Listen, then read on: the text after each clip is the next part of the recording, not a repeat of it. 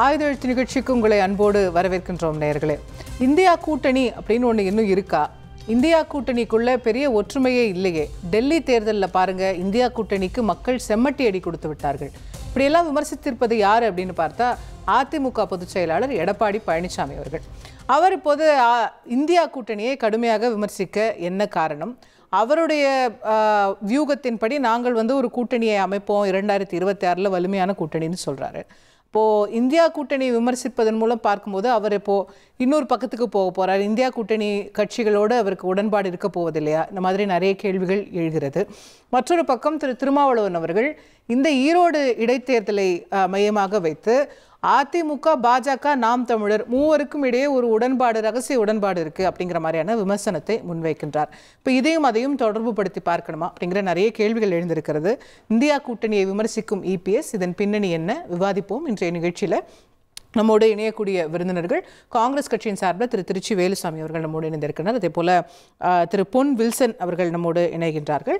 அவரையும் நிகழ்ச்சிக்கு அன்போடு வரவேற்கின்றேன். விடுதலை சிறுத்தைகள் கட்சியின் சார்பில் திரு வன்னியரசு அவர்கள் இணைகிறார். இன்னும் சற்று நேரத்தில் திரு ஜி.கே. நாகராஜ் அவர்களும் பிஜேபி சார்பாக நம்மோடு இணைய இருக்கின்றார். அனைவரையும் நிகழ்ச்சிக்கு வரவேற்கின்றேன். நான் நேரடியாக திரு வில்சன் அவர்கள்ட்டேருந்து தொடங்கலாம்னு நினைக்கிறேன். இந்தியா பாஜக ஜெயிக்குது டெல்லியில். இந்தியா கூட்டணி மீது இவ்வளவு காட்டம், இவ்வளவு கடுமை எதுக்கு? இப்போது அதை விமர்சிப்பதை எப்படி புரிஞ்சுக்கிறது? இல்லை, ஒரு சேலத்தில் அந்த அத்திக்கொடு அவிநாசி திட்டத்துக்காக அது துவங்கி வச்சதுக்காக ஒரு பாராட்டு விழா நடத்துகிறாங்க. அது இன்னைக்கு? ஆமாம். அது அதற்கு முன்னாடி சேலத்தில் அவர் நிர்வாகி கூட்டத்தில் பேசுகிறாரு.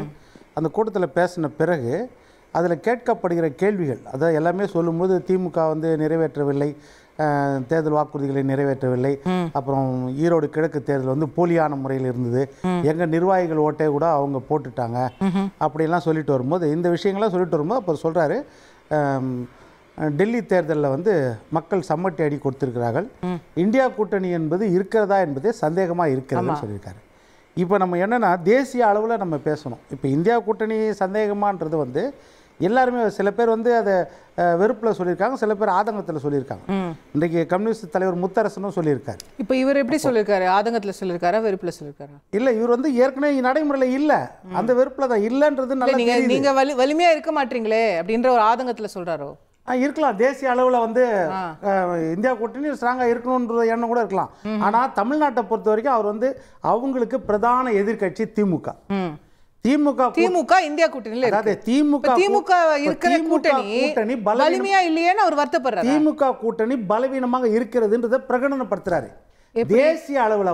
அதாவது திரு இபிஎஸ் அவர்களே அவரோட பிரஸ் மீட்லேயே அவர் சொல்றாரு, தமிழ்நாட்டில் தான் இவங்க இந்தியா கூட்டணின்னு சொல்லிட்டு ஒன்றா இருக்கிறாங்க, ஆனால் தேசிய அளவில் பார்க்கும்போது மாநில கட்சிகள்லாம் காங்கிரஸை விட்டுட்டாங்க அப்படின்னு சொல்கிறார்.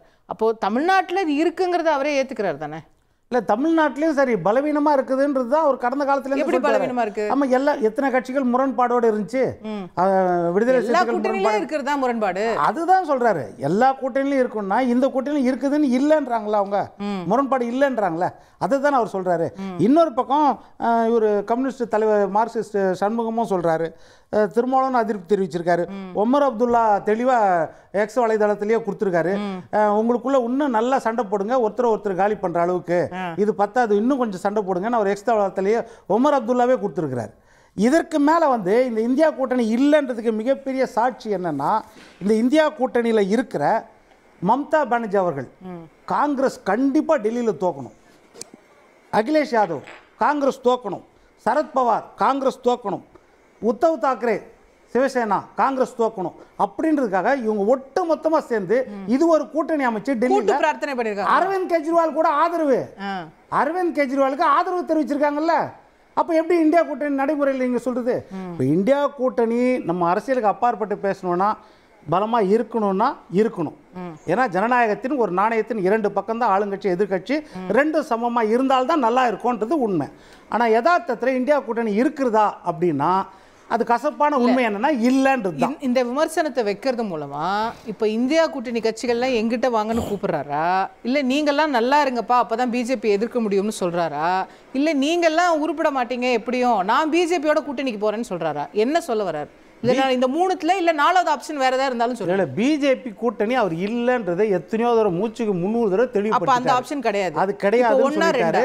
இன்னைக்கும் ஒரு கூட்டத்தில் சொல்லியிருக்காரு, நான் யாருக்கும் அடிமையா இருக்க மாட்டேன், என்னை யாரும் அடிமைப்படுத்தவும் முடியாது அப்படின்றது தெளிவா சொல்லியிருக்காரு. அப்போ ஒண்ணு நீங்க என் கூட வாங்கன்னு கூப்பிடணும், இல்லன்னா நீங்கெல்லாம் நல்லா இருங்கப்பா அப்பதான் பிஜேபி எதிர்க்க முடியும்னு சொல்லணும். இது ரெண்டுத்துல எது? இல்ல ஏன் கூட வாங்குன்னு எப்படி கூட ஒரு பிரதான கட்சி தமிழ்நாட்டை 31 ஆண்டு காலம் ஆட்சி செய்த கட்சி, ஒரு கட்சி ஒரு கூட்டணியில் இருக்கும்போது என் கூட வாங்கன்னு எப்படி கூடுவாங்க? ஏன் கூப்பிட மாட்டாங்க? அப்படி கூப்பிட வேண்டிய அவசியமே கிடையாது. எவ்வளவு நடந்திருக்கு தமிழ்நாட்டுல. ஒரு கூட்டணி நேத்து வரைக்கும் ஒரு கூட்டணி, இன்னைக்கு ஒரு கூட்டணில எவ்வளவு நடந்திருக்கு? இல்ல வாங்கன்னு யார் கூப்பிட்டுருக்கா சொல்லுங்க, யாரோ ஒருத்தர் சொல்லுங்க. அப்படி அதுக்கான சிக்னல் தான் கேக்குறேன் நான். யாருமே வாங்கன்னு யாருமே கூட மாட்டாங்க. அது உள்ளுக்குள்ள பேச்சுவார்த்தை நடத்துவாங்க, மறைமுகமா ஏதாவது பேச்சுவார்த்தை நடத்தலாம், ஒருத்தருக்கு ஒருத்தர் கருத்து பரிமாற்றம் இருக்கலாம், அதெல்லாம் 1008 இருக்கலாம். ஆனா பப்ளிக்கா ஒரு கூட்டணியில் இருக்கிறவங்கள என் கூட்டணிக்கு வாங்கன்னு அதுவும் பிரதான கட்சி, சரி தமிழ்நாட்டை 31 ஆண்டு காலம் ஆட்சி செய்த கட்சி கூப்பிட மாட்டாங்க அப்படின்றது. இன்னொன்னு, இந்தியா கூட்டணி அமைக்கப்பட்டது நாடாளுமன்ற தேர்தலுக்காக அமைக்கப்பட்ட கூட்டணி. இப்ப மாநில அளவுல பாத்தீங்கன்னா, நீங்க மாநில தேர்தல் எல்லாத்துலயும் எடுத்துக்கிட்டீங்கன்னா 2023 நடந்த தேர்தல்கள் எப்போ ஜூலை 17ஆம் தேதி இந்த கூட்டணி 2023 பாட்னால துவக்கப்பட்டது. அதற்கு பிறகு நடந்த தேர்தல் எல்லாத்திலுமே இந்த கட்சிகள் எல்லாமே கூட்டணி மாறி தான் நின்றுக்கிறாங்க.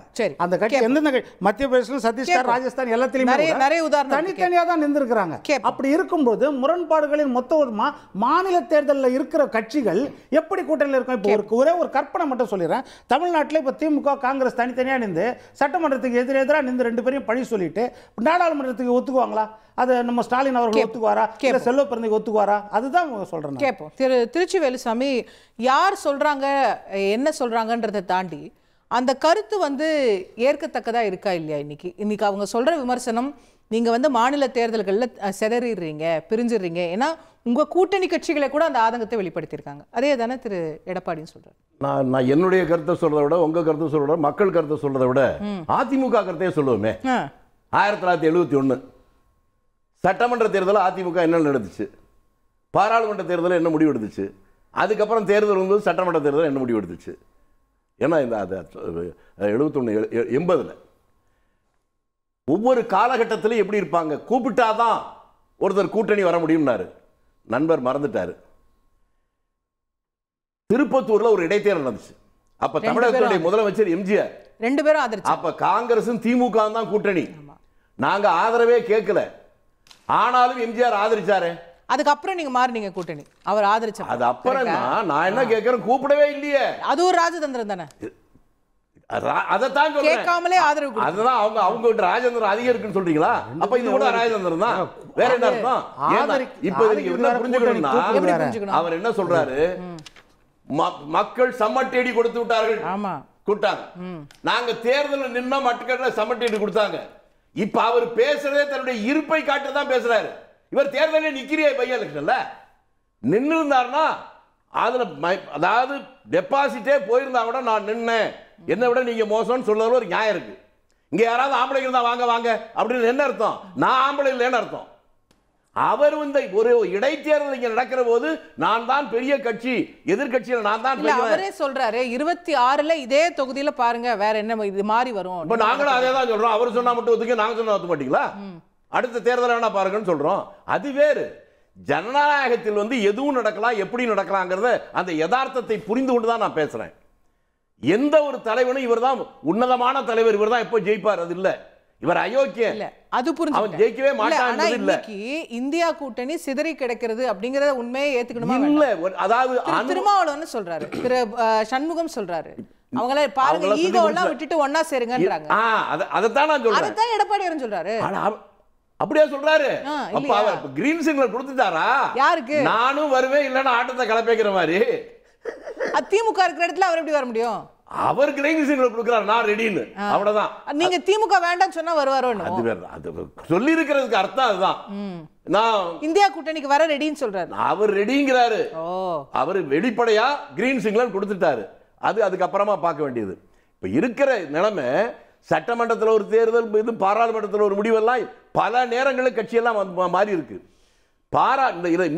சட்டமன்றத்தை ஏற்று தான் டெல்லியில், அதே டெல்லியில் பாராளுமன்றத்தில் ஒரு ஆர்ப்பாட்டம் நடந்துச்சு. அதில் இவர்கள் எல்லாரும் சேர்ந்து ஒன்றாவது ஆர்ப்பாட்டத்தில் கலந்துக்கிட்டாங்க. ஆக இதுல பார்க்க வேண்டியது என்னன்னா, நாங்கள் அவங்க வாயில சொல்றாங்க யாருக்கு அடிமை இல்லைன்னு. இந்தியா கூட்டணியில் இருக்கிறவர்கள் யாரும் யாருக்கும் அடிமை இல்லை. எங்களுடைய சுதந்திரமான கருத்துக்கள் எல்லாருக்கும் இருக்கு, சின்ன கட்சியோ பெரிய கட்சியோ. ஆனால் எங்களுடைய ஒரே ஒரு குறிப்பிட்ட இலக்கில் தான் இருக்கிறோம். இந்த நாட்டினுடைய ஜனநாயகத்திற்கு பாதுகாப்பு வந்திருக்கிறது, ஒற்றை ஆட்சி முறையை நோக்கி போய்கொண்டிருக்கிறது.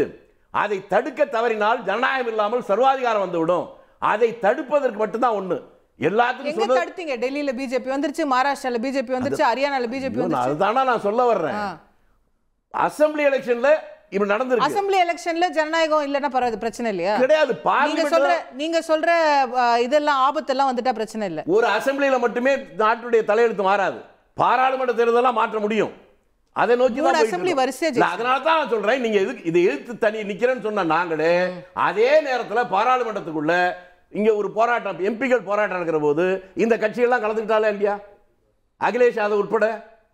அதனால எங்களுடைய இலக்கு என்பது ஒற்றை இலக்கில் இருக்கும்.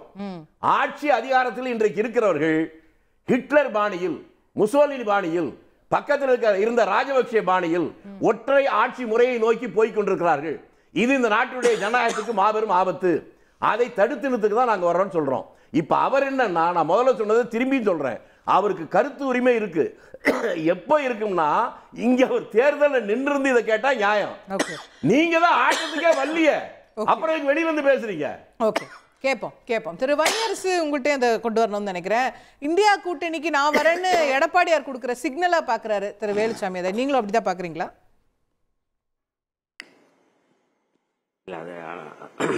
எங்களுடைய தலைவர் அவருடைய அந்த அறிக்கை, 3 பக்க அறிக்கை இன்னைக்கு பார்த்துருப்பீங்க. அதாவது வந்து தமிழ்நாட்டில் ஈரோடு இடைத்தேர்தலில் பாஜக, அதிமுக, நாத்தாக்கா இந்த 3ம் வந்து ஒரு உறவு வைத்துக்கொண்டு தான் இந்த தேர்தலில் வந்து அவங்க வந்து சந்திச்சிருக்கிறாங்க, பார்த்துருக்குறாங்க. இந்த பின்னணியிலிருந்து பார்க்கும் பொழுது வருகின்ற தேர்தலில் வந்து இந்த 3 கட்சிகளும் வந்து இணைந்து செயல்படுவதற்கு, கூட்டணி வைப்பதற்கு வாய்ப்பு இருக்கு. அப்படி ஒரு உடன்பாடு இருந்தது உண்மையானால் நாம் தமிழர் டெபாசிட்டாவது வாங்கி இருக்கணும்ல, ஒரு 50,000 60,000 ஓட்டாவது வாங்கி இருக்கணும்ல, 3 கட்சி ஓட்டு சேர்ந்து. இல்ல, அது கான்செப்ட் அடிப்படையில் எங்க தலைவர் கொள்கை அடிப்படையில் சொல்றாரு. தந்தை பெரியார் அவர்களை மிக மோசமாக இழிவுபடுத்திய நாத்தாக்காவுடைய தலைவர் சீமான் அவர்களை கண்டித்து வந்து ஒரு அறிக்கை கொடுப்பதற்கு கூட எடப்பாடியார் வந்து தயாரா இல்லை. அவர் வந்து கண்டும் காணாமல் மறைமுகமாக இருக்கிறார், ஆதரித்து வருகிறார் அப்படிங்கிற இடத்துல இருந்து நாங்க சொல்றோம். தந்தை பெரியார் வந்து ஒரு கொள்கை தலைவர். யாருக்கு? அண்ணா திராவிட முன்னேற்ற கழகத்துக்கு. அவர்கள் வந்து தந்தை பெரியாருடைய கொள்கையை, பேரறிஞர் அண்ணாவுடைய கொள்கையை ஏற்றுக்கொண்டுதான் செயல்படுறாங்க. அப்படிப்பட்ட ஒரு தலைவரை தமிழ்நாட்டில் மிக மோசமாக இழிவுபடுத்தி பேசும்பொழுது அதை கண்டித்து பேசணுமா இல்லையா? அறிக்கை கொடுக்கணும் இல்ல? ஒரு அறிக்கை ஏதாவது கொடுத்திருக்காரா? எதுவுமே இல்லையே. அப்ப இதை வந்து இந்த இடத்துல இருந்து தான் நம்ம சொல்றோம், கொள்கை அடிப்படையில் அவர்கள் வந்து இணைந்து செயல்படுறாங்க. வாக்கு போடாம இருக்கலாம், அது வேற. ஆனால் ஒரு கொள்கை தான் மிக முக்கியமான உயிரான ஒரு இடமா பாக்குறோம் அந்த கட்சிக்கு. எதுவுமே பேசல இன்னைக்கு திராவிட முன்னேற்ற கழகம். உங்க கணிப்பு படி அதிமுக வந்து பாஜகவோட போயிருவாங்கன்றத நீங்க கணிக்கிறீங்க. அவங்க இந்தியா கூட்டணி பக்கமோ இல்ல இந்தியா கூட்டணியில் இருக்கிற மற்ற கட்சிகள் பக்கமோ வர்ற மாதிரி நீங்க நினைக்கல? இல்ல, அதாவது திரும்ப அதான் சொல்றோம், பாஜகவும் அதிமுகவும் கொள்கை அடிப்படையில் 2 பேரும் ஒன்னா தான் இருக்கிறாங்க அப்படிங்கிறதுக்கு ஒரே உதாரணம். சமீபத்தில் வந்து நீங்க வந்து நாடாளுமன்றத்தில் அந்த ஒரே நாடு ஒரே தேர்தல் தொடர்பான வாக்கெடுப்புல வந்து யாரை ஆதரித்தார்கள்? பாஜகவை தான் ஆதரிச்சிருக்கிறாங்க. வக்பு வாரிய திருத்த மசோதா வந்து நீங்க வந்து அதுல வந்து திருத்தங்கள் வேணும் அப்படின்னு சொன்னாங்களே ஒழிய வந்து அது ஒன்றும் பெருசா எதிர்ப்பு தெரிவிக்கலையே. வக்பு வாரிய இல்ல, அதுதான் எப்படியுமே ஜாயிண்ட் கமிட்டிக்கு போயிருக்கு. இப்பதான் அது ஜாயிண்ட் கமிட்டில இருந்து வந்து இப்போ அடுத்த இதுக்கு வந்திருக்கு. இல்ல கட்சியினுடைய நிலைப்பாடு பாஜக ஒரு கொள்கை முடிவு எடுக்கும் பொழுது அதுல இவங்களுடைய கருத்து என்னவா இருக்கு அப்படிங்கறத நம்ம வந்து பாக்குறோம். ஒரே நாடு ஒரே தேர்தல் வந்து பாஜகவுடைய அந்த கொள்கையை ஏற்றுக்கொள்கிறதா? ஒரே நாடுங்கிறது வந்து இந்து ராஷ்டிரம் தான். இந்து ராஷ்டிரத்தை வந்து அதிமுக ஏற்றுக்கொள்கிறதா? அதிமுக ஒரே நாடு ஒரே உரிமைகளுக்கு எதிரானது இல்ல. டைரக்டா அது இந்து ராஷ்டிரம் நீங்க எப்படி சொல்றீங்க? அந்த மாதிரி அந்த மசோதாவிலயோ அவங்க கொடுத்த வரைவிலயோ அது உங்களோட இன்டர்பிரேஷன். இல்ல அது கரெக்ட். ஆனா ஒரே நாடு அப்படிங்கிறதுக்கும் அவங்க சொல்றதுக்கு அவங்க ஏற்கனவே வந்து சாவர்கர்ல இருந்து எல்லாருமே இல்லங்க ஒரே நாடு இந்தியான்னு சொல்றதுல எனக்கு தப்பு. நீங்க அது நீங்க சொல்ல மாட்டீங்களா? இந்தியா ஒரே நாடு, ஒற்றுமையான நாடு, ஒன்னா இருக்கிற நாடு நீங்க சொல்ல மாட்டீங்களா? காங்கிரஸ் சொல்லதா? இல்ல நாங்க அதை பத்தி பேசலையே. புரட்சியாளர் அம்பேத்கர் என்ன சொல்றாரு? இது ஒரு நாடு இல்லைன்னு தானே சொல்றாரு. பல சாதிகளா இருக்குது, இங்க வந்து எப்படி வந்து இது தேசமா இருக்குன்னு சொல்றாரு. நீங்க இந்த தேசமா உருவாக்குவதற்கு என்ன வழிகள் இருக்கு? நீங்க கருத்தியல் ரீதியா போறதுன்றது வேற. நீங்க என்ன சொல்றீங்கன்னா ஒரு நாடுன்னு சொன்னாலே அது இந்திராஷ்டிரம்ன்றீங்க. அது எப்படி ஏத்துக்க முடியும்? இந்தியா ஒரு நாடுன்னு காங்கிரஸ் அதத்தான வெளிப்படையா அவங்க பேசுறாங்க. இல்ல இப்ப சமீபத்துல வந்து வாரணாசியில வந்து சாமியார்கள் ஒன்று கூடி வந்து இந்த நாட்டை இந்திராஷ்டிரமா மாத்தணும் சொல்லி 300 பக்கம் அறிக்கையை கொடுத்தாங்களே, அப்ப யாராவது கைது செஞ்சாங்களா? பாஜக பல்வேறு சாமியார்கள், பல்வேறு பாஜகவை சேர்ந்தவர்கள் இந்து நாடுதான் இந்து ராஷ்டிரம் தான் சொல்லி பேசுறாங்களா? அது யாராவது யார் மீது நடவடிக்கை எடுத்துக்கிறாங்களா? நாடாளுமன்றத்திலே அவங்க வந்து சாத்வி அவர்கள் வந்து வெளிப்படையா பேசுறாங்களே, அதை பத்தி நடவடிக்கை எடுத்தாங்களா? அப்படி நான் கொண்டு போக விரும்பல. ஆனால் கோட்பாட்டு அடிப்படையில் பாரதிய ஜனதாவுடைய தொலைநோக்கு பார்வை வந்து அதுதான். அதை இவர்கள் புரிந்து கொண்டார்களா அல்லது புரிந்து கொள்ளாமல் இதை ஆதரிக்கிறார்களா நான் கேட்கிறேன். அந்த இடத்துல இருந்து நம்ம பார்க்கணும். அப்ப கொள்கை அடிப்படையில் அதிமுகவும் பாஜகவும் ஒரே நேர்கோட்டில் தான் இணையுது. பல்வேறு நம்ம செய்தியை சொல்லலாம். 370 ரத்து செய்யப்பட்ட போது அது மாநில உரிமை சம்பந்தப்பட்டது இல்லைங்களா? அத வந்து ஹேப்பி இன்று முதல் ஹேப்பி ஒண்டர்ஃபுல் காஷ்மீர் மரியாதைக்குரிய ஒண்டர்ஃபுல் காஷ்மீர் அப்படின்னு சொல்லி நவநீத கிருஷ்ணன் நாடாளுமன்ற உறுப்பினர் பேசலையா? டெல்லி சீர்திருத்த மசோதா கொண்டு வரும்போது அதை ஆதரித்தது அதிமுக இல்லைங்களா?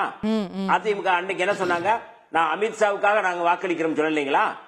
எப்படி இதை வந்து குடியுரிமை திருத்த சட்டத்தை ஆதரிக்கலையா?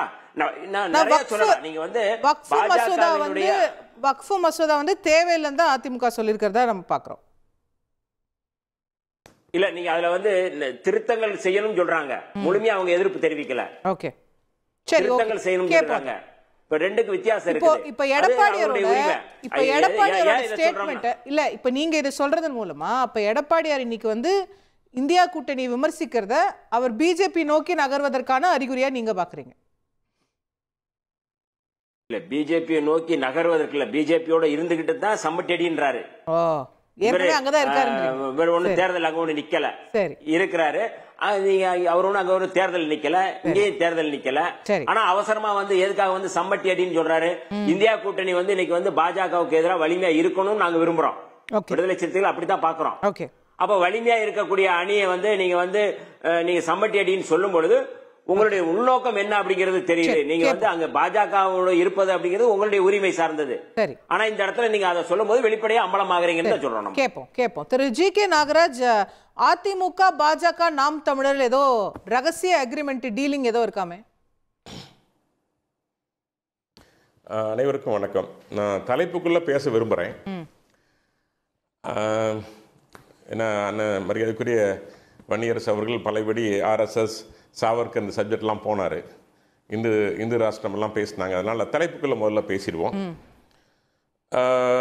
இந்தியாவில் எனக்கு தெரியும் இப்போ குறிப்பாக இந்த டெல்லி வெற்றிக்கு அப்புறம், பாஜக வெற்றிக்கு அப்புறம் எனக்கு தெரிய 2 விதமான ஓட்டுகள் இருக்கிறதுங்க.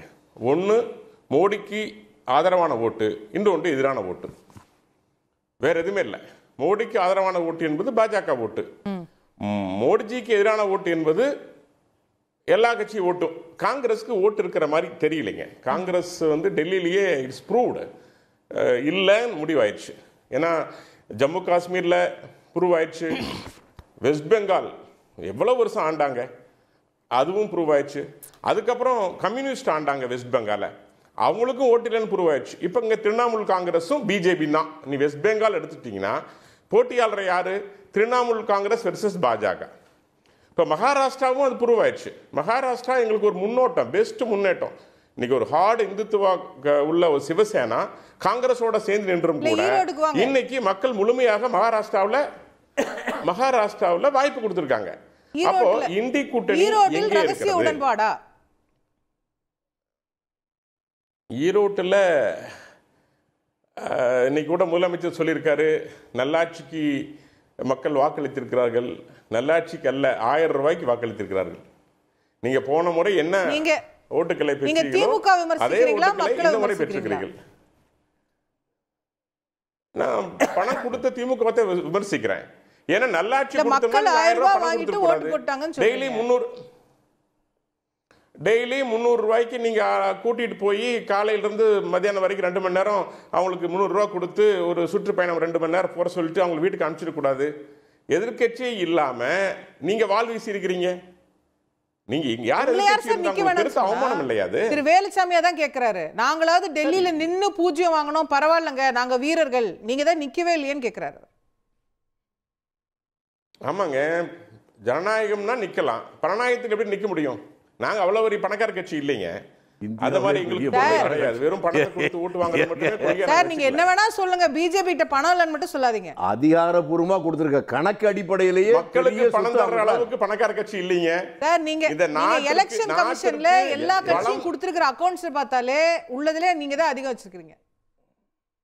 நான் ஒயிட் மட்டும் சொல்றேன். கட்சி பணக்கார கட்சி தாங்க, நான் அது மாற்றுக்கிறது இல்லைங்க. மக்களுக்கு கொடுக்குற அளவு பணம் இல்ல. எல்லா பணமும் வந்து இந்த கட்சியை நாட்டை வளர்ப்பதற்கு மக்களுக்கு தருவதற்கு இதுக்கு நாங்க வச்சிருக்கிறோம். ஆமா, நாங்க தேர்தல் இதில் கூட எலக்ட்ரல் பார்லிமெண்ட் தான் நாங்க ஒயிட்ல கேட்டோம். அதை கூட மறுத்து விட்டது காங்கிரஸ். ஆனா வாங்கிட்டாங்க. திமுகவும் வாங்கினாங்க, ஒயிட்ல எல்லாரும் வாங்கினாங்க. பட் அவங்க இன்னைக்கு எதிர்த்து பேசுறாங்க. எதுக்கு சொல்ல வரேன்னு கேட்டீங்கன்னா, இன்னைக்கு இண்டி கூட்டணி இருக்கிறதாங்கிற கேள்வி வந்துருச்சு. ஆனா தமிழ்நாட்டில் இருக்கு. தமிழ்நாட்டில் ஒற்றுமையா இருக்கிறாங்க. பாசத்தில் இல்ல, பணத்தினால. ஏதோ பாச கூட்டணி நினைச்சுக்காதீங்க, இது பண கூட்டணி. இங்க பைனான்சியர் இங்க தான் இருக்காரு. இதுக்கு இண்டி கூட்டணியோட மெயின் பைனான்சிங் இருக்கிறதுனால தமிழ்நாட்டில் அந்த கூட்டணி ஓடிட்டு இருக்கு. நான் யார சொல்லி 30,000 கோடி யார் சம்பாதிக்கிறாங்களோ, யார் வச்சிருக்காங்களோ அவங்கள சொல்றேன். நான் அதாவது ஏற்கனவே தெளிவா தெரியும் இண்டி கூட்டணி யார் சப்ளையர். அதை விட கூடமே கம்யூனிஸ்ட் கட்சிகள் பாத்தீங்கன்னா கேரளாவுல 2ஆ பிரிஞ்சு நிக்கிறாங்க. சரி, இல்ல நீங்க இந்தியா கூட்டணியை பாருங்க. அப்போ தலைப்பு நம்ம நீங்க சொன்ன மாதிரியே உங்கள் ஆலோசனை ஏற்ற தலைப்புக்குள்ள வந்துருவோம்.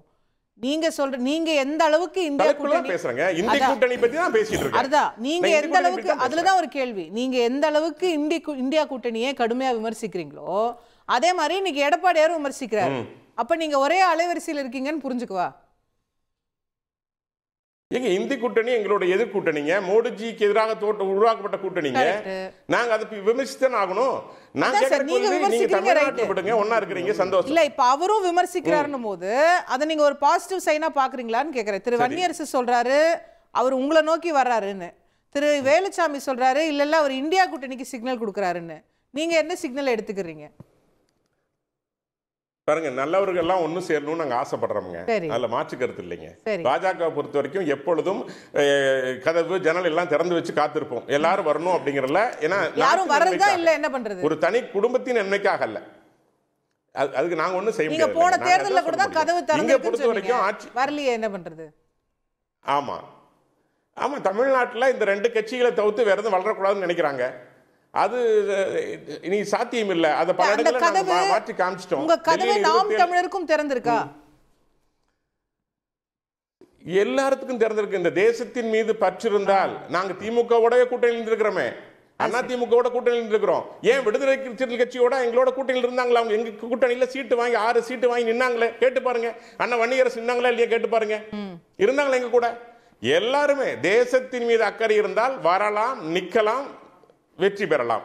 ஆனா எங்கிட்ட ஜனநாயகம் தான் இருக்கு, பணநாயகம் இல்லை. கோயம்புத்தூர் கூட எங்க தலைவர் அதான் சொன்னார், நாங்க பணம் தர மாட்டோம்னு சொல்லி எலெக்ஷன் நின்னோம். அதனால இது இருக்கிற ஓட்டு 2 ஓட்டு தானுங்க. ஆமா, எல்லாத்துக்கும் ஓபன் தான். எங்க டெல்லி வந்து தெளிவா சொல்லிட்டாங்க, நாங்க வந்து இந்த தேசத்தின் மீது பற்றுள்ள கட்சிகளை, விருப்பம் உள்ள கட்சிகளை அழைக்கிறோம் சொல்லிட்டோம் தெளிவா. ஓகே ஓகே, கேட்போம். பொன் வில்சன், நீங்க பிஜேபி பக்கம் போறதுக்கான அத்தனை சாயல்களும் தென்படுதுன்னு திரு வன்னியரசு சொல்றாரு. இல்ல வன்னியரசு என்னன்னா அவர் ரொம்ப முயற்சி பண்றாரு, எப்படியாவது அதிமுகவை பிஜேபி பக்கம் தள்ளி விட்டுறணும் அப்படின்றது கடந்த 2024 இருந்தே அதை தான் சொல்லிட்டு இருந்தாரு. 2024 அவங்களுக்கு என்னங்க லாபம்? தேர்தலில் நாடாளுமன்ற தேர்தல் அவங்களுக்கு என்ன லாபம்னா 1 கோடி 6ல் 1 பங்கு 1 கோடி மக்கள் சிறுபான்மை மக்கள் வாக்கு. சச்சார் கமிட்டி ரிப்போர்ட்லேயே 6% இஸ்லாமியர் கிறிஸ்தவர்கள். இப்போ வந்து 1 கோடி வாக்குன்னா அதில் 60% வாக்கு பதிவாகினா கூட 60 லட்சம் ஓட்டு. 60 லட்சம் ஓட்டுல 50 மைனாரிட்டி ஓட்டு உங்களுக்கு வரக்கூடாதுன்றது. 60 லட்சம் ஓட்டுல 55 லட்சம் ஓட்டு வந்து திமுக கூட்டணிக்கு போயிருக்கும். 5 லட்சம் ஓட்டு தான் சதுரி இருக்கும். அந்த அச்சம் அவங்களுக்கு இயற்கையாகவே இருக்கும், எப்படியாவது கொண்டு போய் சேர்க்கணும் தான் பார்ப்பாங்க. இப்போ நான் என்ன சொல்றேன்னா, இப்போ வகுப்பு வாரிய சட்டத்தை பற்றி சொன்னார்ல, இந்த ஜனவரி கரெக்டாக 8 நாளைக்கு முன்னாடி எடப்பாடியார் கொடுத்த அறிக்கை எல்லா பத்திரிகையிலும் வந்துச்சு. அதில் சொல்லியிருக்க வார்த்தையை நான் படிச்சிடறேன், ஏன்னா அவர் சொன்னதால் சொல்கிறேன், ஒரு தவறான விஷயம் சொல்லிடக்கூடாது. வகுப்பாரிய சொத்துக்கள் என்பது இஸ்லாமிய பெருமக்கள் அந்த சமூகத்தின் முன்னேற்றத்துக்காகவும் இறை இல்லங்களை எழுப்பி வழிபாடு செய்வதற்காகவும் சமூக தொண்டுக்காகவும் இறைவனுக்காக கொடுக்கப்பட்ட அர்ப்பணிப்புரிய சொத்துக்களாகும். இந்த சொத்துக்களை பயன்படுத்தும் முழு உரிமையும் இஸ்லாமிய சமூகத்திற்கு மட்டுமே உண்டு. மத்திய பாஜக அரசு கொண்டு வந்துள்ள வகுப்பு சட்ட திருத்த மசோதா 2024 வகுப்பு சொத்துக்கள் மீதான இஸ்லாமியர்களின் உரிமையை பறிக்கும் வகையிலும் ஆக்கிரமிப்புக்கு துணை போகும் வகையிலும் உள்ளது. எனவே மத்திய அரசு சிறுபான்மை மக்களின் உணர்வுகளுக்கு மதிப்பு கொடுத்து நாடாளுமன்றத்தில் தாக்கல் செய்யப்பட்ட உள்ள வகுப்பு வாரிய திருத்த மசோதாவை கைவிட வேண்டும் என வலியுறுத்துகிறேன். திருத்தம் செய்யணும்னு சொல்ல, கைவிட வேண்டும் என வலியுறுத்துகிறேன், தெளிவாக கொடுத்துருக்கேன். இப்போ இதுதான் ஒரு விஷயம். நம்ம இப்போ இன்னைக்கு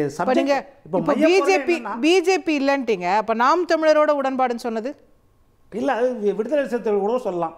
அதனால அப்படி கிடையாது. நான் என்ன சொல்றேன், நீங்க ஈரோட்ல நீங்க ஒரு இப்போ நீங்க ஒரு ஆதாரத்தை சொல்ல, நீங்க ஒரு ஆதாரம் இல்ல கேள்வியை வச்சிருக்கீங்க. கேள்வி இல்ல, அவர் கேக்குறது, அதுக்கு பதில் சொல்லி அவர் கேக்குறது இப்போ அதுதான் சொல்றேன். ஒரு ஈரோட்ல நீங்களும் புறக்கணிக்கிறீங்க, பிஜேபியும் புறக்கணிக்குது, அவர் பெரியார் விமர்சிக்கிறாரு, நீங்க அதுக்கு கடுமையான எதிர்வினை ஆற்றல. அப்ப இதெல்லாம் வந்து அவர் சேர்த்து பாக்குறேன்றார். இல்ல, இதெல்லாம் நீங்க பார்க்கலாம். நீங்க ஒரு ஆதாரம் கேட்டீங்கல்ல, டெபாசிட் கூட வாங்கலன்னு, அப்போ அந்த ஆதாரத்துக்கு என்ன விளக்கம்? அதை கேட்டிங்களா ஆணித்தரமா? நம்ம கற்பனையில் எவ்வளோ வேணாலும் பேசலாம், ஆதாரம் என்ன அதுதான். இப்போ நீங்கள் சொன்னீங்க யதார்த்தமாக குறைஞ்சது 50,000 60,000 ஓட்டு வாங்கியிருக்கணும். ஏன்னா சஞ்சய் அவர்கள் ஈவேரா அவர்கள் நிற்கும் போது 8,000 ஓட்டு வித்தியாசத்தில் தான் தோத்தார். அப்போ ஈவேராக்கு பெரிய இன்ஃப்ளூயன்ஸ் கிடையாது. ஆனால் அவங்க அப்பா நிற்கும் போது 66,000 ஓட்டு வித்தியாசத்தில் ஜெயிக்கிறார். அப்போ இப்போ மகனை விட தந்தைக்கு பெரிய இன்ஃப்ளூயன்ஸ் இருக்குது அந்த தொகுதியில். அதை விட்டுட்டு பெரியாரின் பேரனுக்கு கிடைக்கிறத விட நம்ம சந்திரகுமாருக்கு விஜயகாந்த் கட்சியில் வந்து 90,000 ஓட்டு வித்தியாசத்தில் ஜெயிக்கிறார். அப்போ அவர் இதை விட மிகப்பெரிய செல்வாக்கு இருக்குது. அப்படி நம்ம கற்பனை பண்ண முடியுமா? அதனால் அது யதார்த்தத்தை தான் நம்ம பேசணும், கற்பனை அந்த மாதிரி பண்ண முடியாது. ஏனென்றால் இப்போ இடைத்தேர்தலை புறக்கணிக்கிறது வந்து இப்போ நாம் தமிழரை நீங்கள் கூட்டணிக்கு எதிர்பார்க்கல, எந்த எதிர்பார்ப்பும் இல்லை, யாருமே எதிர்பார்ப்பு எது கிடையாது. தேர்தல் நேரத்தில் தான் பிஜேபி சொல்றாங்க எல்லாருக்கும் திறந்து வச்சிருக்கோம், நாம் தமிழர் கூட வரலாம், யார் வேணா வரலாம். அவங்க விருப்பம் அது. அதாவது அவங்க வந்து வெளிப்படை தன்மையாக சொல்றாங்க. அப்படின் போது அவங்க என்னன்னா ஒரு வளரக்கூடிய கட்சி, தமிழ்நாட்டில் ஒரு எதிர்பார்ப்போடு இருக்கிற கட்சி, அவங்க வந்து அவங்க திமுக கூட கதவு திறந்துருக்குதுன்னு சொல்லுவாங்க. அதனால அது பற்றி பிரச்சனை கிடையாது. தேர்தல் நேரத்தில் தான் முடிவாகும். ஏன்னா இடைத்தேர்தல் புறக்கணிப்புன்றது 2009 ஆகஸ்டில் வந்து இளையங்குடி, கம்பன், தொண்டாமுத்தூர், பர்கூர், ஸ்ரீவைகுண்டம் 5 தொகுதி ஜெயலலிதா அம்மா என்ற மிகப்பெரிய ஆளுமை புறக்கணித்தாங்க. அதற்கு பிறகு கலைஞர் என்ற ஆளுமை, அவர் புதுக்கோட்டை தேர்தலை புறக்கணிச்சார். சங்கரன்கோயில் தேர்தலுக்கு பிறகு நடந்த அராஜகத்துக்கு பார்த்து புதுக்கோட்டை புறக்கணிச்சார். ஆர்கே நகர் தேர்தலை புறக்கணிச்சாங்க. அதனால் அது வந்து நம்ம பெருசாக புறக்கணிப்புன்றது வந்து அது ஒரு வியூகம், தேர்தல் வியூகம். அது தமிழ்நாட்டை பொறுத்த வரைக்கும் ஜனநாயக முறையாக நம்ம உங்கள் தொலைக்காட்சிக்கே தெரியும் எவ்வளவு அங்கே அராஜகம் நடந்தது கடந்த காலத்தில். அதெல்லாம் நம்ம பார்த்தோம் ஒவ்வொரு கட்டத்திலையும். எவ்வளோ வேணா இருக்கட்டும் சார், ஆனால் சார் கேட்குறாருல, குறைஞ்சபட்சம் நீங்கள் போட்டிட்டு இருந்தீங்கன்னா உங்களுக்கு பேசுறதுக்கான தார்மீகம் இருக்குது. நாங்கள் நின்னவங்க நீங்கள் எங்களை பார்த்து நீங்கள் வந்து செம்மட்டி அடின்றீங்க அப்படிங்க. இல்லை, அதுதான் இப்போ கலைஞருக்கும் தார்மீக உரிமை இல்லையா, ஜெயலலிதா அம்மாவுக்கும் தார்மீக உரிமை இல்லையா? கடந்த காலத்தில் அவங்களும் தேர்தலில் நிற்கல. அதனால் அதை நம்ம கணக்கில் எடுக்க முடியுமா? அது வந்து புலி பாய்வதற்கு அப்படின்றது தான் நம்ம எடுத்துக்க முடியும். அது ஒரு வியூகம், அவ்வளோதான். எல்லா கட்டத்திலையும் வந்து இடைத்தேர்தல்ன்றது தமிழ்நாட்டை பொறுத்த வரைக்கும் மிகப்பெரிய பிரச்சனைமா. இப்போ ராஜஸ்தானில் வந்து பிஜேபி ஆட்சிக்கு வந்துச்சு. ஆட்சிக்கு வந்து 3 மாதத்தில் கரண்பூர் தொகுதியில் ஒரு இடைத்தேர்தல், அந்த தொகுதியில் இடைத்தேர்தல் நடக்கும் பொழுது அங்கே வந்து சிட்டிங் மினிஸ்டர், பிஜேபியோட சிட்டிங் மினிஸ்டர் ஆளுங்கட்சி இடைத்தேர்தலில் தோக்குறாரு, காங்கிரஸ் ஜெயிக்குது. இப்போ தமிழ்நாட்டில் அந்த மாதிரி சூழ்நிலை சமீபத்தில் எதுவுமே கிடையாது. ஆர்கே நகர், தினகரன் மட்டும் நம்ம உதாரணம் சொல்லுவோம். தினகரன் தொகுதியில்னா 2 கட்சியுமே வந்து சுயேட்சை எதிராக தோத்துது, திமுகவும் வந்து டெபாசிட்டே போச்சு. அது வந்து ஒரு விதிவிலக்கு தான். மற்றபடி இங்கே இடைத்தேர்தல் நடக்கும்போது இந்த கட்சி அந்த கட்சி இல்லை, எந்த கட்சியாக இருந்தாலும் சரி, திருமங்கலம் ஃபார்முலா சொல்லுவோம், கும்மிடிப்பூண்டி ஃபார்முலான்னு சொல்லுவோம், எல்லாமே சொல்லுவோம். அதனால் இங்கே வந்து இடைத்தேர்தல் மேலே மிகப்பெரிய நம்பிக்கை கட்சிகளுக்கு கிடையாது அப்படின்றது ஒரு உண்மை, யதார்த்தமான ஒரு கசப்பான உண்மை தான். அது ஜனநாயகத்தின் மீது கேள்விக்குரிய, தேர்தல் கமிஷன் மீது கேள்விக்குறி, அதுதான் ஒரு கேள்விக்குறி. பிரதான கட்சிகள் வந்து தேர்தலை புறக்கணிக்கிறாங்கன்னா எதனால புறக்கணிக்கிறாங்கன்றது ஜனநாயகத்தின் மேல் தான் ஒரு கேள்விக்குறியா இருக்கும் இல்லையா? அந்த கட்சிகளை குறை சொல்றதுல நம்ம வந்து பெரிய விஷயம் கிடையாது. கேட்போம். திரு வேலுச்சாமி, நீங்க சட்டமன்ற தேர்தலையும் ஒரு இடைத்தேர்தல், அதுவும் தமிழ்நாட்டுக்கு பேர் போன இடைத்தேர்தல்கள்லாம் நிறைய இருக்கு, அப்போ அதை நீங்க ஒப்பிட்டு பார்க்க முடியாதுன்ற முதல்ல தெளிவா சொல்லிட்டோமா, என் கருத்தை நான் சொல்ல போறதே இல்லை, அவங்க கருத்தை தான் நான் சொல்ல போறேன். அவர் சொன்னார்ல தமிழ்நாட்டில் இடைத்தேர்தலே சரியா இல்லை, அதனால தெரிஞ்சுக்கணும். 89 அவங்க அதிமுக தான் மோசமான தோல்வி வந்துச்சா? அதுக்கப்புறம் மதுரையிலும் மருங்காவிலும் இடைத்தேர்தல் வந்துச்சா? ரெட்டையில வாங்கி ஜெயிச்சாங்க. ரெண்டாங்களா இல்லையா? ஜெயிச்சாங்களா இல்லையா? அந்த நம்பிக்கை அப்போது அவர்களுக்கு இருந்தது. இப்ப ஏன் இல்ல? அதுக்கப்புறம் மோசமா போயிட்டு சார், ரொம்ப பணநாயகம் வந்துட்டு. அப்ப பணநாயகம் இல்லையா? 15-20 ஆண்டுகள்ல என்ன அப்பவும் திமுக தான் ஆட்சி, அதே ஆட்சி தானே இப்ப இருக்கு. அப்பயே எப்படி சொல்றீங்க? இப்ப கொஞ்சம் பரவாயில்லையா இருந்தது போல. எல்லாரும் காங்கிரஸும் பேசுறதுதான் திருமங்கலம் ஃபார்முலாவை பற்றி, காங்கிரஸும் விமர்சனம் பண்றதுதான். இடைத்தேர்தல் நிக்கிறத பத்தி சொல்றதுக்காக சொல்றேன். நீங்க ஏற்கனவே நின்னு ஜெயிச்சிருக்கீங்களா இல்லையா? இருக்குல்ல. ஆனா சில நேரத்துல நம்ம அவங்களை பாராட்ட வேண்டியதா இருக்கு. எம்ஜிஆர் 6 மாசத்துல ஜெயிச்சிருக்காருல்ல இடைத்தேர்தல்ல. அது தாங்க நான் சொல்றேன். அப்புறம் நீங்களே சொன்னதை மாத்தி இப்ப சொல்றீங்க. இந்த திருமங்கலத்துக்கு அப்புறம் தானே நான் சொல்றேன். அதை புரிஞ்சுக்க மாட்டீங்களா? திருமங்கலம் ஃபார்முலாக்கு அப்புறம் அதுக்கு முன்னாடி ஒவ்வொரு ஃபார்முலாவா கண்டுபிடிக்கப்படுகிறது. அதை தாண்டி பணம் கொடுத்து தோத்தல உங்களுக்கு தானே சொல்லலாம். நீங்க பெரிய ஆளுமைன்னு சொல்ற முதலமைச்சரா இருக்கிற போதே அந்த அம்மையார் எந்த பர்கூர்ல நின்னாரு, அப்ப எவ்வளவு பணம் செலவு பண்ணாங்க, அதை மீறி அந்த தோத்தது இல்லையா சாதாரண சுகவனத்துக்கிட்ட.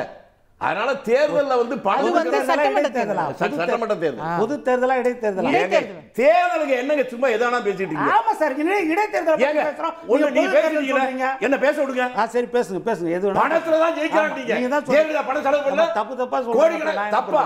ஆமா, உங்க பொது தேர்தலை இடைத்தேர்தலை ஒப்பிடுறீங்களா? நான் இடைத்தேர்தல் தான் சொல்றேன். இப்போ இந்த பொது தேர்தல்ல நிக்க மாட்டாங்க, அப்ப இடைத்தேர்தல் நிக்க மாட்டாங்களா? இப்போ இந்த 2024 நிக்க மாட்டாங்களா? திருமங்கலத்துக்கு அப்புறம் தான் சொல்றேன். திருமங்கலம் தேர்தலுக்கு அப்புறம் தான் சொல்றேன் ஃபார்முலா. அதுக்கு அப்புறம் தான் சொல்றேன். உங்களுடைய ஃபார்முலா சொல்றேன். போன ஃபார்முலா பத்தி சரி அவர் பேசுங்க. நீங்களே பேசுங்க. நீங்க யூ மேட் யுவர் பாயிண்ட். நீங்க சொல்ல வேண்டியதை சொல்லிட்டீங்க. அவர் சொல்லிட்டு அங்க வந்து தர்மபுரியில அவங்க பர்கூர் தொகுதியில செலவு பண்ணதை விட இப்ப அதிகம் செலவு பண்ணிட்டாங்களா? தோல்வி அடைஞ்சா இல்லையா? மக்கள் தான் எஜமானர்கள். பணம் செலவு பண்ணாங்க, அதனால அவங்க ஜெயிக்கிறாங்க என்பது வாக்காளர்களை கேவலப்படுத்துகிற ஒன்று. இந்த தமிழ்நாட்டிலே நடந்துச்சு. 52 தேர்தலையே, 52ல இந்தியாவிலேயே தேர்தல் இந்த நோட்டீஸையே விமானத்தில் போட்டது கோயங்கா. ஏத்தியவன் நிக்க மாட்டேன்ட்டான். அப்போ ஒரு சாதாரண சைக்கிள் கூட இல்லாத திருக்குறள் முனுசாமி இவர் நிக்கட்டுனாங்க, அவர் ஜெயிச்சார். அதனால தேர்தல்ல பணம் செலவு பண்ணாதான் ஜெயிப்பாங்க என்பதெல்லாம் இல்ல. ஆனா இன்னொன்னு, நம்ம நாகராஜ் ஒரு உண்மையை சொன்னார், அதையும் சொல்லிடுவோம். இவர்கிட்ட மட்டுமே இருந்தா அவர் கோச்சுக்கார். இந்த நாட்டில் இந்தியாவில் இருக்கிற ஒரே தேர்தல் மோடி ஆதரவு, மோடி எதிர்ப்பு. விதமான ஓட்டு இருக்கு தெளிவா சொல்லிட்டேன். இப்ப கூட இன்னைக்கு வந்திருக்க மாலையில் வந்து பாத்தீங்கன்னா லிஸ்ட் போட்டிருக்காங்க ஒவ்வொரு தொகுதியும். அதுல 16 தொகுதியில் மோடி எதிரான ஓட்டு எடுத்துக்கிட்டா 16 தொகுதி பிஜேபி தோத்துருக்கும். நாங்க ஏன் இத பத்தி திருமாவளவன் சொன்னார் இல்ல, அதத்தான் சொல்றாங்க. நீங்க பிரிஞ்சு நிக்கிறீங்க, உங்களுக்கு ஈகோ பிரச்சனை, ஒண்ணா இருக்க மாட்டீங்க. அது நீங்க சொல்லதை தான் நானும் சொல்றேனே. அனுபவங்கள் தான் பல பேர்களை செதுக்குகிறது. எத்தனை அனுபவம்? 3-0 வாங்கிட்டீங்க சார் டெல்லியில. ட்ரிபிள் டக்கு. இப்ப தமிழ்நாட்டுல பிஜேபி எத்தனை தடவை போட்டி போட்டுச்சு? எங்க ஜெயிச்சிருக்கா? ஜெயிப்பது தோல்வி என்பது ஜனநாயகத்துல எதுவும் நடக்கும், அது வேற. இதுதான் ஜெயிக்கும். இப்ப நீங்க என்ன கேட்டா, பக்கத்துல ஹரியானா போன முறை கெஜ்ரிவால் தனியார் நின்னதுனால ஆட்சி காங்கிரஸ் பிடிக்க வேண்டிய ஆட்சி போச்சு. எங்களுக்கு அதுல வருத்தம் இருந்துச்சு. இப்ப கெஜ்ரிவால் பிடிக்க வேண்டிய ஆட்சி காங்கிரஸ் தனியார் நின்னதா போச்சு, தெரிஞ்சுதா? இப்ப 2 பேருக்குமே நாம் எப்படி இருக்கணும்? காளைகள் 4 காளைகள் தனித்தனியாக இருக்கிற போது சிங்க வேட்டையாடுச்சு சார். இந்த மாதிரி 45 தேர்தல் நம்ம வந்து உதாரணம் சொல்ல முடியும். எத்தனை நாள் பாடம் கத்துக்கிட்டே இருக்கட்டும். இத கத்துக்கிட்டு தான் 46 ஜெயிக்க கூடாதா? எப்ப சார் நீங்க வருத்தப்படுறீங்க? உங்க திருமாவளவன் வருத்தப்படுறாரு, சண்முகம் வருத்தப்படுறாரு. உங்க வருத்தம் எனக்கு புரியுது. என்ன இந்த பிஜேபி ஆட்சி எப்போ போகாதான்னு நினைக்கிறீங்க? அந்த வகையில உங்க உணர்வை புரிஞ்சுக்கிறேன் சார். எல்லாம் உங்க கூட்டணியில இருக்கிறவங்க எல்லாம் வருத்தப்படுறாங்க, கூட்டணியில் இல்லாத எடப்பாடி பழனிசாமி வேற வருத்தப்படுறாரு. இல்ல, அதோட அவரு இன்னும் எத்தனை பேர் சொல்லணும்? தொடர்ந்து ஒண்ணு சொல்லிட்டு இருக்காரு நம்ம நாகராஜ். இந்தி கூட்டணி தேராது, இந்தி கூட்டணி தேராதுன்னு கரெக்டா சொல்றாரு அவரு. கரெக்ட்டுமா? அது எங்க கூட்டணி இந்தியா கூட்டணி. இந்தி கூட்டணின்னு சரியா ஏன் தெரியுமா சொல்றாரு? என்ன ஏ ஃபார் அலையன்ஸ்? என்ன சொல்ல விட்டாதானே தெரியும். ஜிஎஸ்டி டாக்ஸ்னு சொல்ற மாதிரி எனக்கு சொல்ல விட்டாதானே தெரியும். ஒரே நாடு, ஒரே மொழி, ஒரே மதம், இது யாருடைய கொள்கை? அந்த ஒரே மொழி என்பது இந்தி. அதானே அவங்க சொல்றாங்க. அந்த ஹிந்தி கூட்டணி உருப்படாதுங்கிறாரு. இன்னைக்கு ஜெயிக்குன்னு நினைக்காதீங்க, நான் வெளிப்படையா சொல்றேன், எதிர்காலத்துல வராதுன்னு. சரி, நம்ம என்ன கேட்கலாம், ஒரு தேர்தலில் வெற்றி தோல்வி என்பது வேற. அவர்கள் கடந்த காலத்தில் செய்த ஒண்ணு வேணாம், உலக வரலாற்றிலே இல்லாத லட்சக்கணக்கான விவசாயிகள் ஓராண்டுக்கு மேல டெல்லியில போராடின ஒரு வரலாறு உலகத்துல எங்கேயும் கிடையாது. அன்றைக்கு அவர்கள் வாக்குறுதி கொடுத்தாங்கல்ல, நீங்க வித்ட்ரா பண்ணுங்க, நாங்க அது திரும்பி கொண்டு வரணும். இன்று வரை நிறைவேற்றிருக்காங்களா? என்ன அவங்க தான் வித்ட்ரா பண்ணிட்டாங்களே. என்னது விவசாய சட்டத்தை? அதுக்கப்புறம் அப்ப கொடுத்த வித்ட்ரா பண்ணது மட்டும் இல்ல, திருத்தத்தை வித்ட்ரா பண்ணதோட வேற அவர்கள் கொடுத்த வாக்குறுதி கொள்முதல், அதனுடைய விலை உயர்த்தி குறைந்தபட்ச கொள்முதல் வேற உயர்த்தி கொடுப்போம், இதெல்லாம் சொன்னாங்கல்ல, இன்றைக்கு வரலும் கொடுக்கல. 2014 இதே மோடி என்ன பேசினார் தேர்தல்ல, எந்த ஒரு நாட்டில் ஆட்சியில் பண மதிப்பிழவு குறையுதோ அங்கே கேவலமான ஆட்சி நடக்கும் சொன்னாரா? ஓகே. இப்ப பண மதிப்பிழவு குறைஞ்சிருக்கா இல்லையா? நீங்க வேற இஷ்யூஸ் போறீங்க. வேற இல்லைங்க, வருவோம் கூட்டணிக்கு வரும். திரு நாகராஜ் பதில் சொல்ல விரும்புறீங்களா? ஆமா, இப்போ அண்ணன் சொன்னாரு அது இந்தி கூட்டணி. இந்தி கூட்டணி இல்லைங்க, அது இண்டி கூட்டணி, இந்தியா அலையன்ஸ். உங்களுக்கு இந்தியான்னு சொன்னீங்க, ஆக்சுவலா இந்தியான்னு ஒரு மனசோட சொல்லணும், பெருமையோட சொல்லணும், அப்பதான் உங்களுக்கு ஒட்டும். உங்க கூட்டணி உடையிற காரணமே நீங்க இந்தியா அப்படின்னு பேரை வச்சுக்கிட்டு மனசார சொல்லல. அதனாலதான் நாங்க சொல்றோம் இந்தியா இந்தி கூட்டணி சொன்னாவது உங்களுக்கு தான் இருக்குமா? என்ன சொல்றீங்க எனக்கு புரியல. அப்புறம் ஏன் சார் ஒன்றிய அரசு சொல்றீங்க? ஒரு நாட்டை அப்புறம் ஏன் ஒன்றிய அரசு வார்த்தை வருது? இந்திய பேரரசு, இந்தியாவுக்கு சுதந்திரமே வேணாம் அப்படின்னு சொன்ன ஆர்எஸ்எஸ் காரர்கள் தான் அது இருக்குன்னு சொன்னா இதை விட ஒரு நகைச்சுவை எந்த நாட்டிலே இருக்க முடியாது. ஓகே, வர அவர் பேசட்டும். திரு நாகராஜ், இந்திய பேரரசு என்று பெருமையோடு சொல்லுங்கள். இந்திய பேரரசு என்று பெருமையோடு சொல்லுங்கள். பேசுறதுக்கு அந்த உரிமையை ஏன் ஒன்றிய அரசு சொல்றீங்க? நீங்க எங்க வாங்குனீங்க? எங்களால தான் நீங்க நடமாடுறீங்க. ஓகே, நாங்க வாங்கி கொடுத்த சுதந்திரத்தை நீங்க ஆட்சியில இருக்கீங்க, எங்களுக்கு இருக்கான்னு கேக்குறீங்களே, அதான வேடிக்கையா இருக்கு. ஒரு அமெரிக்காவில கேவலப்படுத்திருக்கா, ஒரு கண்டித்து ஒரு அறிக்கை கொடுக்க முடியல, நீங்க என்னவோ பெருமை பேசுறீங்க. மலேசியாவில இருந்து சிங்கப்பூர்ல இருந்து உங்க ஆட்சியில தான் பெரம்படி கொடுத்து வந்தாங்க. நீ என்ன பதில் கொடுத்தீங்க? இன்னைக்கு என்ன பண்றீங்க? அப்ப அது நியாயம்னா இது நியாயம்ங்கறீங்க, என்ன சொல்ல வர்றீங்க? இன்னைக்கு நீங்க தான ஆட்சியில இருக்கீங்க, அத கேட்டா நேரடியா பதில் சொல்லுங்க. விஷயத்துக்கு வருவோம் சார். விவசாயத்துல இருந்து நீங்க மலேசியாக்கா எங்கேயோ போயிட்டீங்க. மலேசியா அவர்தான் கேட்டார், நான் சொல்ல. விஷயத்துக்கு வருவோம். திரு நாகராஜ் பாருங்க, பாருங்க, ஏறக்குறைய கணிப்புல 18,000 பேர் இருக்கிறதா கணிப்பு இருக்குங்க. சட்டவிரோதமா தங்கி இருக்கிறவங்க 12ஆம் தேதி வரைக்கும் மோடி அவர்கள் போறாங்க. இதுக்கு தான் போறாங்க, மெயினா இது குறித்து பேசுவாங்க.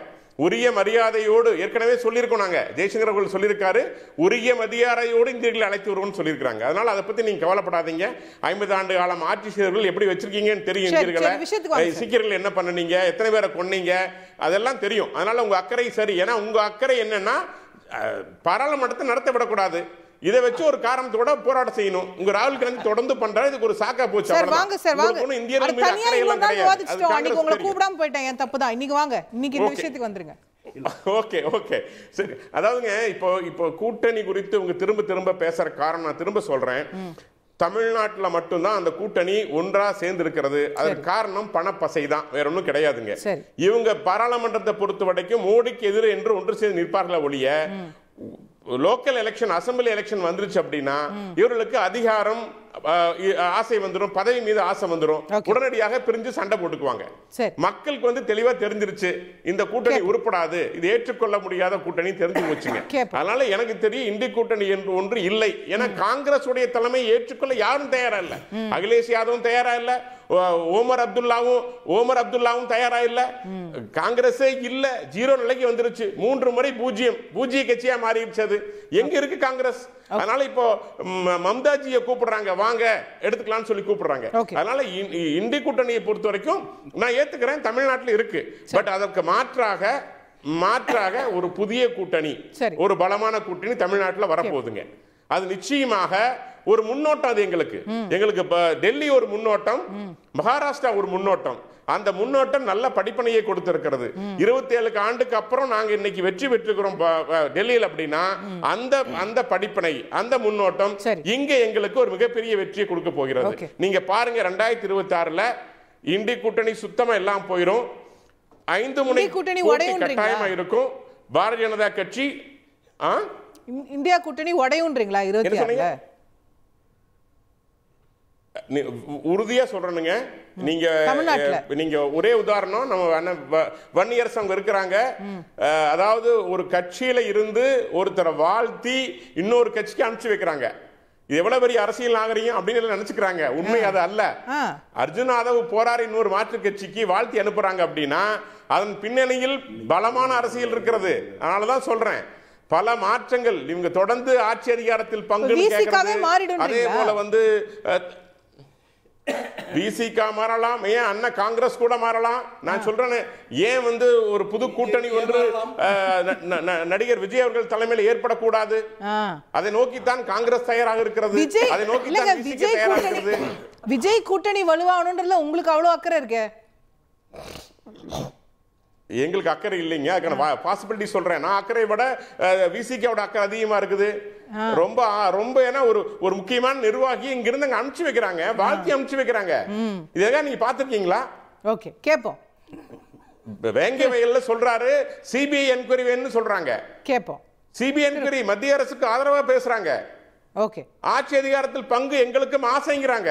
காங்கிரஸும் அதையே சொல்றாரு, செல்வ பிறந்தகை, நாங்க எங்களுக்கும் ஆட்சி அதிகாரத்தில் பங்கு வேணுங்கிறாரு. அப்ப நீங்க எல்லாம் கால்குலேஷன் பண்ணி பாருங்க, எங்கேயோ ஒன்று சேர்கிறார்களே.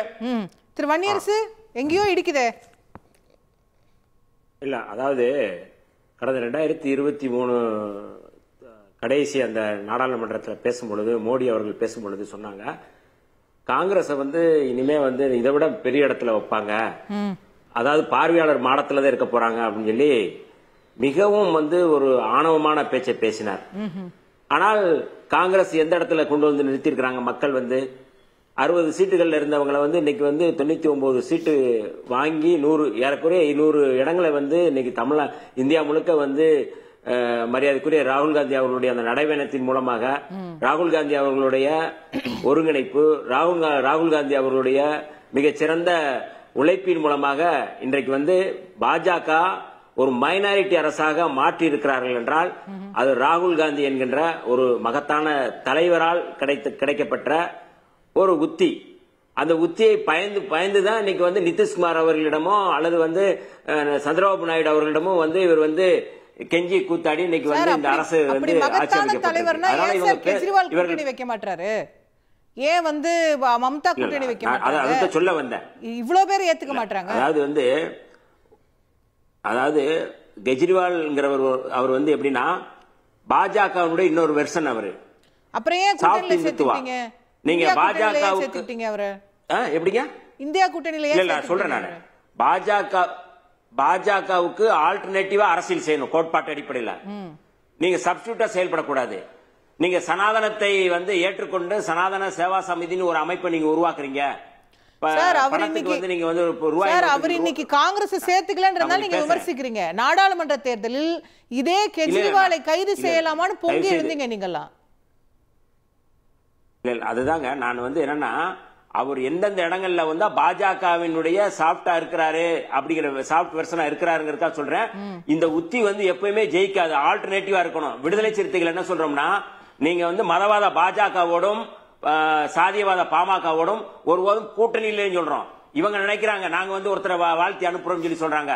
அவங்க கட்சியில் இருக்கிற ஐடி விங்ல இருக்கிற ஒருத்தர் தான் வந்து அதிமுகக்குள்ள நுழைஞ்சி அப்படியே வந்து தவாக போனாரு. அந்த மாதிரி இல்ல, நாங்க எங்களுக்கு வேணாம், நாங்க சொல்றதை கேட்கிற ஆளுங்க எங்க கிட்ட இருக்கணும். நீங்க வந்து உத்திய கையாளக்கூடிய இடத்துல நாங்க இல்ல.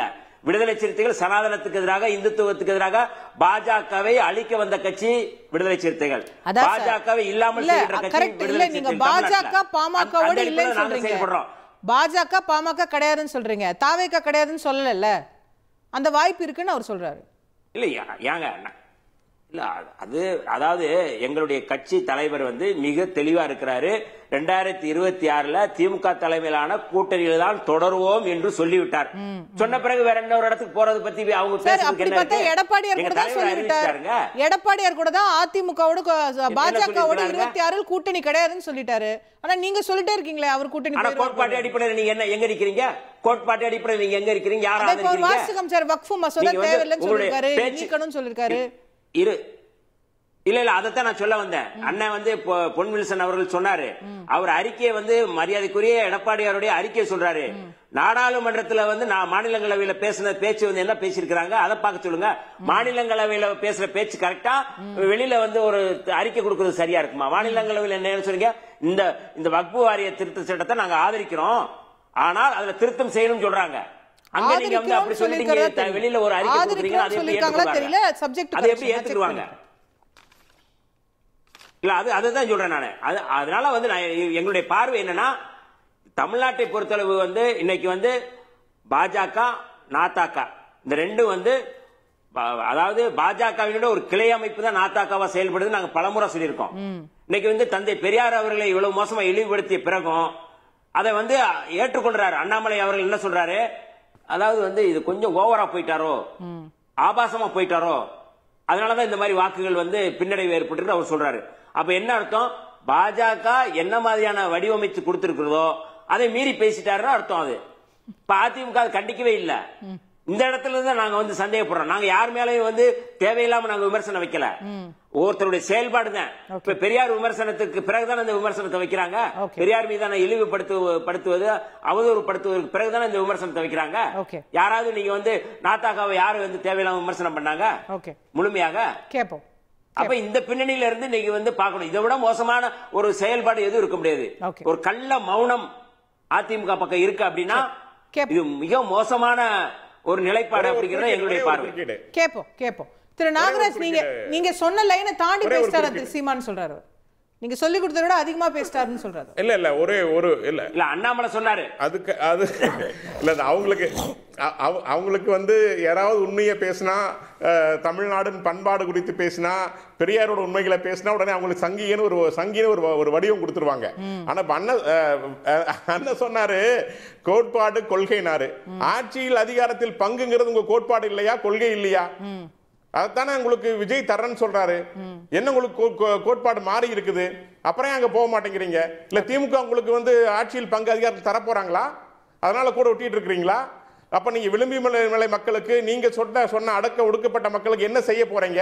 நீங்கள் மட்டும் சுகமா இருந்தா போதுமா? அந்த மக்கள் ஆட்சி அதிகாரத்தில் பங்கு பெற வேண்டாமா? அதை சொல்லுங்களேன். ஓகே சுருக்கமா இது நிறைவான கருத்து திரு வன்னியரசு, சுருக்கமா முடிச்சிருங்க. இல்ல, அதாவது விடுதலை சிறுத்தைகளுக்கு ஒரு தொலைநோக்கு பார்வை இருக்கு.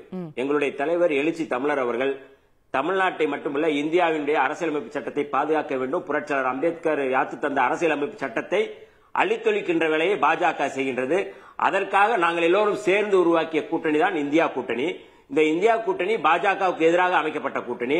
பாஜகவை வீழ்த்துவது ஒன்றுதான் எங்களுடைய இலக்கு. அந்த அடிப்படையில் தான் 24 தேர்தலில் நாங்க முன் வச்சோம். அதனாலதான் மைனாரிட்டி அரசா அமைஞ்சது. கட்டாயம் வந்து அடுத்த தேர்தலில் பாஜக கட்டாயம் எதிர்க்கட்சி வரிசையில் கூட இருக்காது அப்படிங்கறது எங்களுடைய கருத்து. தேங்க்யூ. திரு நாகராஜ், ஒரு வரி நிறைவு கருத்து, ஒரே வரி.